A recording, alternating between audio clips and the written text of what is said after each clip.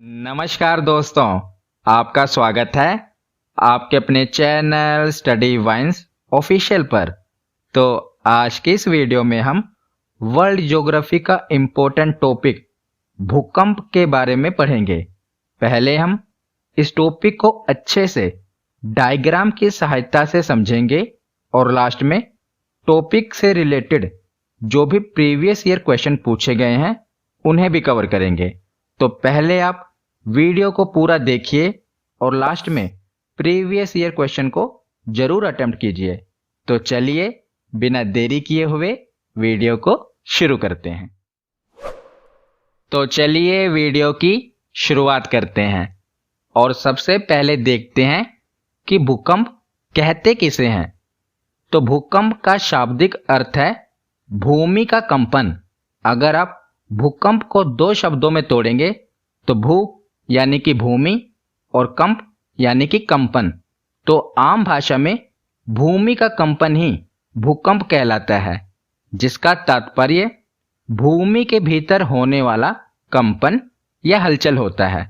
तो पृथ्वी की सतह पर अचानक तेज हलचल होने के कारण पृथ्वी की आंतरिक ऊर्जा बाहर निकलती है, जिससे भूकंपीय तरंगों का निर्माण होता है। तो भूकंपीय तरंगें क्या होती हैं, इनके बारे में आगे हम डिटेल में पढ़ेंगे। तो याद रखिएगा कि जो पृथ्वी की सतह पर अचानक तेज हलचल हो रही है, ये किसके कारण होती है। तो पृथ्वी की आंतरिक ऊर्जा बाहर निकलती है, जिससे भूकंपीय तरंगों का निर्माण होता है। और भूकंपीय तरंगों के निर्माण के कारण ही पृथ्वी की अवस्था में परिवर्तन होने लगता है और इसी परिवर्तन को भूकंप कहा जाता है। तो इसे आगे हम डायग्राम से समझेंगे। ये मैंने अभी आपको इसका मतलब समझाया है कि भूकंप कहते किसे हैं। तो विज्ञान की जिस शाखा में भूकंप का अध्ययन किया जाता है उसे सिस्मोलॉजी कहते हैं। हिंदी में भी सिस्मोलॉजी ही कहते हैं।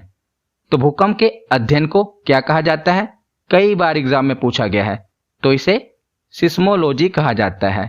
और भूकंप को मापने के लिए जिस यंत्र का उपयोग किया जाता है उसे सिस्मोग्राफ कहा जाता है। तो याद रखिएगा, यंत्र को सिस्मोग्राफ कहते हैं और भूकंप के अध्ययन को सिस्मोलॉजी कहते हैं। तो आगे बढ़ने से पहले हम भूकंप के कुछ प्रमुख कारण देख लेते हैं। तो सबसे पहला कारण है ज्वालामुखी का विस्फोट। तो ज्वालामुखी का विस्फोट भी भूकंप आने का एक कारण है। मैंने ज्वालामुखी वाली वीडियो में आपको बताया था। तो ज्वालामुखी विस्फोट किसी क्षेत्र में भूकंप होने का एक प्रमुख कारण हो सकता है। ज्वालामुखी विस्फोट होने के कारण जो निकटवर्ती क्षेत्र हैं वहां की भूमि पर हलचल या कंपन उत्पन्न होता है। जब ज्वालामुखी का विस्फोट होता है उसमें से लावा बाहर निकलता है, तो जो उसके अगल बगल के यानी कि आसपास के क्षेत्र होते हैं वहां पर कंपन या हलचल महसूस होती है, जिसे भूकंप कहा जाता है। तो ज्वालामुखी का विस्फोट भी भूकंप का एक प्रमुख कारण है। दूसरा कारण देखते हैं, तो पृथ्वी का सिकुड़ना। तो कुछ वैज्ञानिक सिद्धांतों के अनुसार पृथ्वी अपने जन्म के बाद से सिकुड़ रही है, जिसकी वजह से इसकी विभिन्न परतों में कई परिवर्तन देखे जा सकते हैं। तो पृथ्वी की सतह सिकुड़ने पर वह अपनी अवस्था में परिवर्तित होने लगती है। इससे भूमि के आंतरिक भाग में कंपन होने लगता है, जिससे ऊपरी सतह हिलने लगती है। तो आंतरिक भाग में कंपन होता है, जिससे जो ऊपरी धरातल है वो हिलने लगता है और भूमि कई खंडों में विभाजित होने लगती है। और भूमि का कई खंडों में विभाजित होना ही भूकंप कहलाता है। तो कुछ वैज्ञानिक सिद्धांतों के अनुसार पृथ्वी का सिकुड़ना भी भूकंप होने का एक प्रमुख कारण है। तो अगला प्रमुख कारण है जलीय भार। ये कोई प्राकृतिक कारण नहीं है, ये मानवीय हस्तक्षेप के कारण ये भूकंप आता है।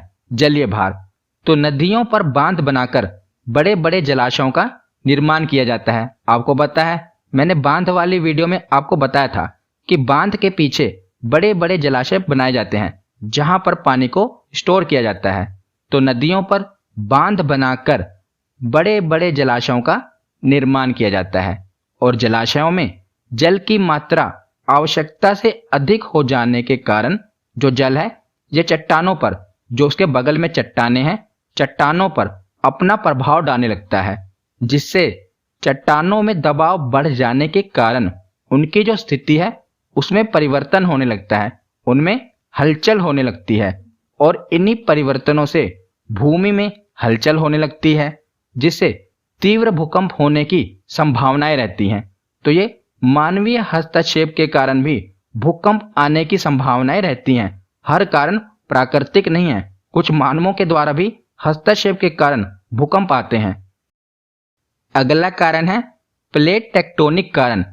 ये बहुत ही प्रमुख कारण है। तो पृथ्वी के पटल को प्लेटों का बना हुआ माना गया है, आपको पता ही है। तो ये जो प्लेटें हैं ये सरकती रहती हैं और कभी कभी ये जो प्लेटें हैं आपस में टकराती हैं। तो इन प्लेटों के टकराने के कारण भी हलचल पैदा होती है और इन्हीं प्लेटों के टकराने से भूकंप आता है। तो ये कुछ प्रमुख कारण थे जो मैंने आपको बताए। तो अब हम डायग्राम की सहायता से भूकंप के कुछ इंपॉर्टेंट कंसेप्ट को समझते हैं। ध्यान से सुनिएगा। तो जो ये पॉइंट है ऊपर की ओर धरातल पर, इसे कहते हैं अधिकेंद्र, इंग्लिश में कहते हैं एपिसेंटर।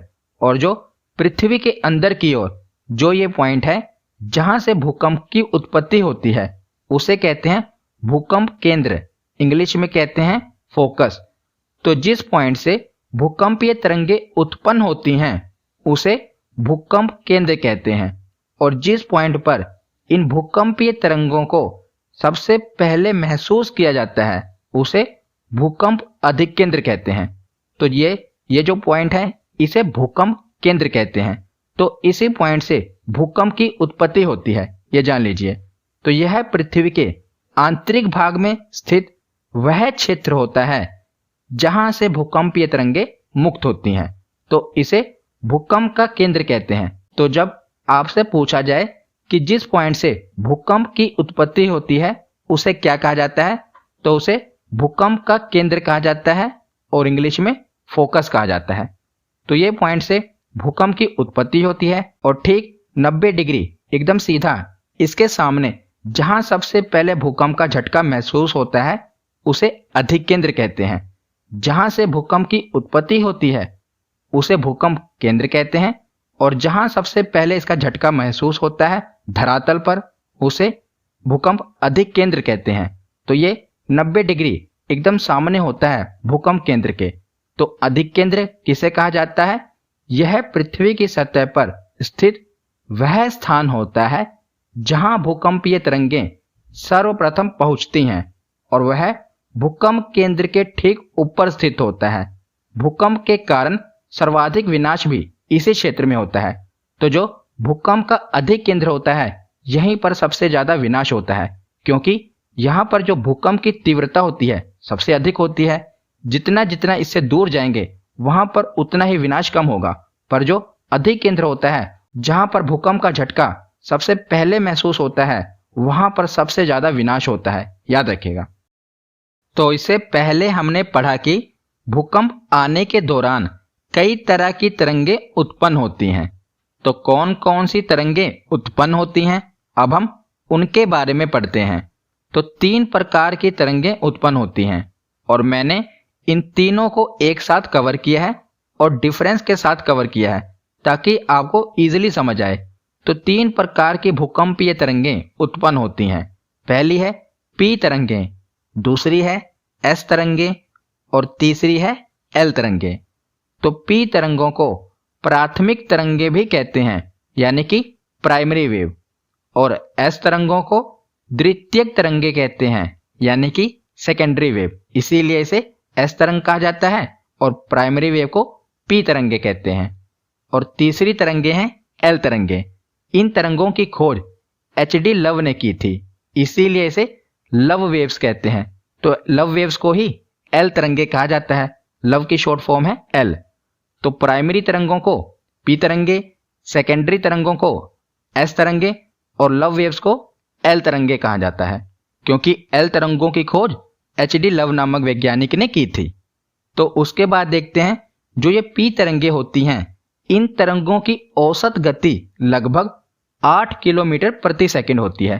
तो ये एवरेज में है 8 किलोमीटर प्रति सेकंड।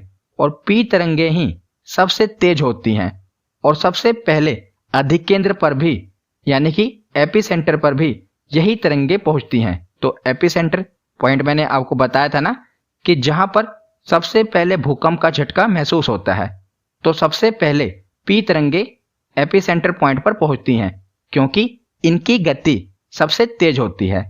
दूसरे नंबर पे हैं एस तरंगे। तो इन तरंगों की औसत गति लगभग 4 किलोमीटर प्रति सेकंड होती है, ये एवरेज में है। और जो एल तरंगे हैं, इन तरंगों की औसत गति लगभग 1.5 किलोमीटर प्रति सेकंड होती है और ये तरंगे सबसे ज्यादा विनाशकारी होती हैं। याद रखिएगा, एल तरंगे सबसे आखिर में पहुंचती हैं, पर सबसे ज्यादा विनाशकारी एल तरंगे ही होती हैं। सबसे ज्यादा जो नुकसान होता है जान माल का, इन एल तरंगों के कारण ही होता है। इसीलिए इन्हें विनाशकारी तरंगे कहते हैं। किसे? एल तरंगों को। ये सबसे धीमी होती हैं पर सबसे ज्यादा घातक भी यही होती हैं। तो उसके बाद देखते हैं जो पी तरंगे होती हैं, ये तीनों माध्यमों से होकर गुजर सकती हैं, यानी कि ठोस, द्रव और गैस, तीनों माध्यमों से होकर पी तरंगे गुजर सकती हैं। और जो एस तरंगे हैं, ये केवल ठोस माध्यम से होकर गुजर सकती हैं, केवल ठोस, द्रव से होकर नहीं गुजर सकती एस तरंगे। और जो एल तरंगे होती हैं, ये धरातलीय तरंगे होती हैं, क्योंकि जो हम धरातल पर तेज झटका महसूस करते हैं, इन एल तरंगों के कारण ही करते हैं और ये एल तरंगे ही सबसे ज्यादा विनाश करती हैं। तो सबसे कम क्षति पी तरंगे करती हैं और औसत क्षति एस तरंगे करती हैं। और जो एल तरंगे होती हैं, ये अत्यधिक विनाशकारी होती हैं। मैंने आपको पहले ही बता दिया कि सबसे ज्यादा विनाश एल तरंगों के कारण ही होता है। और जो पी तरंगे होती हैं, ये अनुदैर्ध्य तरंगे होती हैं, यानी कि लॉन्गिट्यूडनल वेव्स। आपने साइंस में पढ़ा होगा अनुदैर्ध्य तरंगे और अनुप्रस्थ तरंगे। तो जैसे कि जो ध्वनि होती है वो अनुदैर्ध्य तरंगे होती हैं और जो प्रकाश होता है वो अनुप्रस्थ तरंगे होती हैं। आपने साइंस में इसके बारे में पढ़ा है ना। तो जो पी तरंगे होती हैं, ये अनुदैर्ध्य तरंगे होती हैं और जो एस तरंगे होती हैं, ये अनुप्रस्थ तरंगे होती हैं और एल तरंगे भी अनुप्रस्थ तरंगे होती हैं। केवल जो पी तरंग है जो सबसे तेज पहुंचती है, यही अनुदैर्ध्य तरंगे हैं। और जो भी बातें मैंने आपको बताई हैं पॉइंट टू पॉइंट, इन्हें नोट कर लीजिएगा, ये सभी एग्जाम में पूछी जाती हैं। अब हम आगे देखते हैं। तो आगे अब हम देखते हैं कि विश्व के ऐसे कौन से क्षेत्र हैं जो सबसे ज्यादा भूकंप से प्रभावित रहते हैं। तो पूरे विश्व को 3 भूकंपीय क्षेत्रों में विभाजित किया गया है। मैं आपको मैप की सहायता से समझाता हूं। तो सबसे पहले है प्रशांत महासागरीय पेटी, जो आप देख रहे हैं। तो यहीं पर पूरे विश्व का लगभग 63% भूकंप इसी क्षेत्र में आता है, प्रशांत महासागरीय पेटी में। इंग्लिश में कहते हैं सरकम पैसिफिक बेल्ट। और पूरे विश्व का 63% भूकंप इसी क्षेत्र में आता है और इसे रिंग ऑफ फायर यानी कि अग्नि वलय भी कहते हैं। और इस क्षेत्र में कौन कौन से देश आते हैं, जैसे कि Chile, California, Alaska, New Zealand, Japan, ये सारे देश इसी क्षेत्र में आते हैं। तो याद रखिएगा, सबसे ज्यादा भूकंप किस क्षेत्र में आता है? प्रशांत महासागरीय पेटी, सरकम पैसिफिक बेल्ट में आता है। दूसरे नंबर पर आते हैं तो मध्य महाद्वीपीय पेटी, पूरे विश्व का लगभग 21% भूकंप इस क्षेत्र में आता है, मिड कॉन्टिनेंटल बेल्ट में। और ये इंपॉर्टेंट क्यों है? क्योंकि भारत भी इसी भूकंपीय क्षेत्र में आता है, मध्य महाद्वीपीय पेटी में आता है, इसीलिए इंपॉर्टेंट है, याद रखिएगा। और तीसरा ये जो क्षेत्र देख रहे हैं, ये है मध्य अटलांटिक पेटी, मिड अटलांटिक बेल्ट, जो कि अटलांटिक महासागर में है। तीसरे नंबर पर सबसे ज्यादा भूकंप इसी क्षेत्र में आता है, लगभग 16% भूकंप। तो मैंने आपको प्रतिशत के हिसाब से बता दिया। सबसे ज्यादा प्रशांत महासागरीय पेटी, दूसरे नंबर पर मध्य महाद्वीपीय पेटी और तीसरे नंबर पर मध्य अटलांटिक पेटी में। और साथ ही में एक और फैक्ट याद रखिएगा कि भूकंप आने से पहले वायुमंडल में रेडोन गैस की मात्रा बढ़ जाती है। तो ये एग्जाम में कई बार पूछा गया है कि भूकंप आने से पहले वायुमंडल में किस गैस की मात्रा बढ़ जाती है? तो रेडोन गैस की मात्रा बढ़ जाती है। अब हम आगे देखते हैं। तो आगे है कि भूकंपीय तरंगों की तीव्रता किस यंत्र से मापी जाती है? तो भूकंपीय यंत्रों की तीव्रता सिस्मोग्राफ से मापी जाती है। ये एक मशीन है और इसके 3 स्केल हैं, रिक्टर स्केल, मर्केली स्केल और रोसीफेरल स्केल। तो जिस प्रकार जब आपको बुखार होता है तो बुखार किस यंत्र से मापा जाता है? थर्मामीटर से। इसी प्रकार जो भूकंपीय तरंगे हैं इन्हें सिस्मोग्राफ से मापा जाता है। पर जब आपको बुखार होता है तो डॉक्टर आपको बताता है ना कि कितना बुखार है, 101 डिग्री या 102 डिग्री। इसी प्रकार इसके स्केल हैं। तो जो बुखार मापा जाता है वो थर्मामीटर से मापा जाता है। इसी प्रकार भूकंप सिस्मोग्राफ से मापा जाता है। पर भूकंप आया कितना, ये स्केल के द्वारा बताया जाता है। तो ये 3 स्केल हैं, एक है रिक्टर स्केल, दूसरा है मर्केली स्केल और तीसरा है रोसीफेरल स्केल।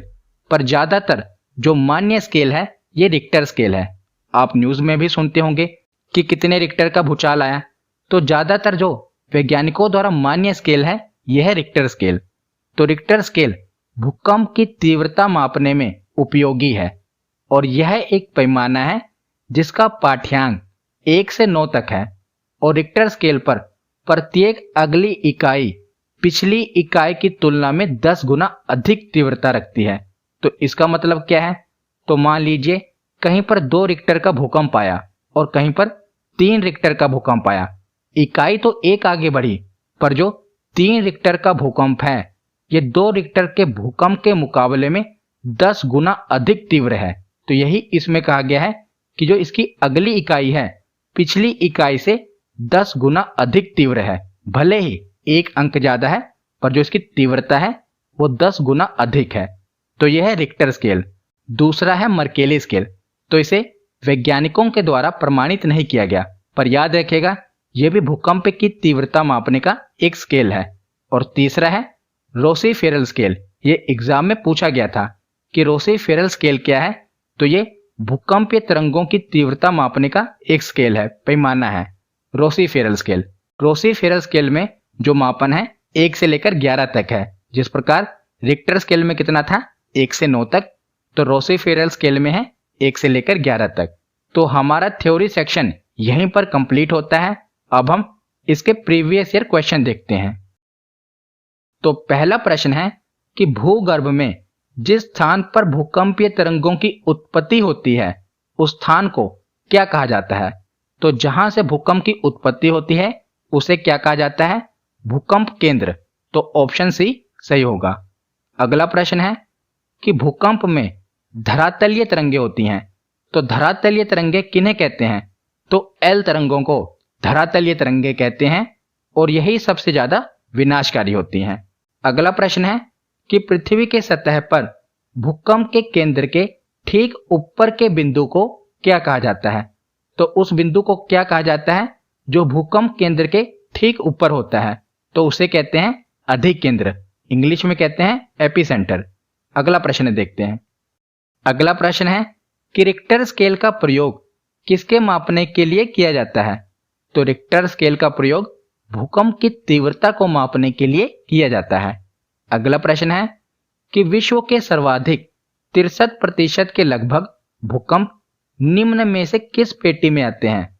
तो विश्व का सर्वाधिक भूकंप प्रशांत महासागरीय पेटी में आते हैं। ऑप्शन ए सही होगा। अगला प्रश्न है सिस्मोग्राफ किसे मापने के लिए काम में लाया जाता है? तो एसएससी में पूछा गया था। तो सिस्मोग्राफ भूकंपीय तरंगों को मापने के लिए प्रयोग में लाया जाता है। अगला प्रश्न है भूकंप केंद्र यानी कि फोकस वह स्थान होता है जहां, तो इसका सही जवाब होगा जहां से भूकंप की उत्पत्ति होती है उसे भूकंप केंद्र कहते हैं। तो ऑप्शन बी सही होगा, जहां से भूकंप की उत्पत्ति होती है। अगला प्रश्न है कि कौन सी भूकंप तरंगें सबसे ज्यादा विनाशकारी होती हैं? तो सबसे ज्यादा विनाशकारी कौन सी तरंगें होती हैं? तो एल तरंगे। ऑप्शन बी सही होगा। अगला प्रश्न है कि सिस्मोग्राफी किसका विज्ञान है? तो सिस्मोग्राफी भूकंप के अध्ययन को कहा जाता है। ऑप्शन बी ये भी एसएससी में पूछा गया था। तो सिस्मोग्राफी भूकंप के अध्ययन को कहा जाता है। अगला प्रश्न है कि पृथ्वी की आंतरिक संरचना की विश्वसनीय जानकारी प्राप्त करने का सबसे प्रमुख स्रोत है। तो भूकंप विज्ञान ही सबसे प्रमुख स्रोत है। ये मैंने पहले की वीडियो में आपको पढ़ाया था पृथ्वी की आंतरिक संरचना में कि जो भूकंप है ये पृथ्वी की आंतरिक जानकारी के लिए सबसे प्रमुख स्रोत होता है। तो इसका सही जवाब होगा ऑप्शन ए। अगला प्रश्न है कि भूकंप आने से पहले वायुमंडल में कौन सी गैस की मात्रा बढ़ जाती है। तो इसका सही जवाब होगा ऑप्शन सी। रेडॉन गैस की मात्रा भूकंप आने से पहले बढ़ जाती है वायुमंडल में। आज का आखिरी प्रश्न है कि अधिक केंद्र भूकंप का वह बिंदु है जो संबोधित है। इसका सही जवाब होगा ऑप्शन डी। जहां पर भूपृष्ठ का वह बिंदु जहां पर पहला झटका अनुभव किया जाता है उसे अधिक केंद्र कहा जाता है। ऑप्शन डी इसका सही जवाब होगा। तो आज की ये वीडियो यहीं पर खत्म होती है। कैसी लगी ये वीडियो कमेंट सेक्शन में जरूर बताना। धन्यवाद।